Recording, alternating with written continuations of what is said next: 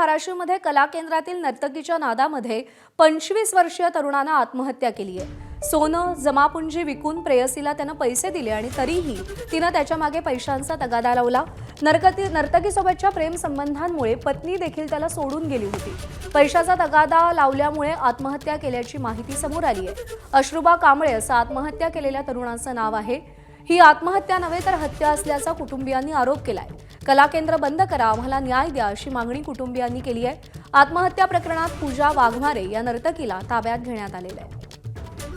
ती म्हणायची तू माझ्या संग राहा आणि त्याला ब्लॅकमेल केलं तिनं पैशासाठी आणि तिला माझ्या इथं मी इथून घेऊन गेले माझ्या भावाला, तर ती म्हणली मला 8,800 तू पाठव अशी बोलली।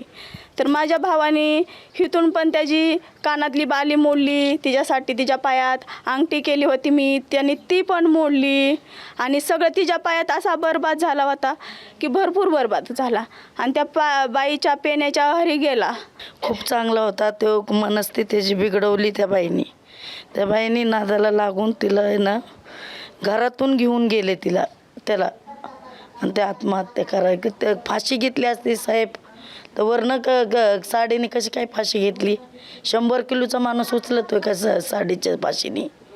हां, त्याला काहीतरी करून हे केलेलं आहे, अन्याय झाला आहे त्याच्यावर आणि 24 वर्षाचा आहे तो, लय मोठा बी वयाने नाही आहे। आम्हाला न्याय पाहिजे, हे असलं बंद करून टाकायला हवं ते। एबीपी माझा, उघडा डोळे बघा नीट।